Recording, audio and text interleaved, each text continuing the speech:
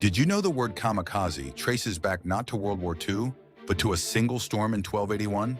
Kublai Khan was Genghis Khan's grandson, and he finished what his grandfather started.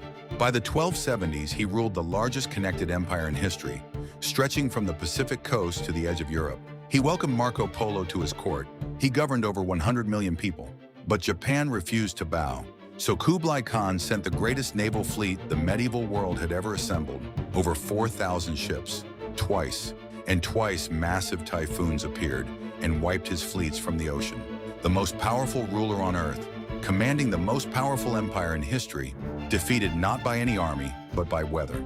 The Japanese called those storms the divine wind. Kami meaning divine, kaze meaning wind, kamikaze.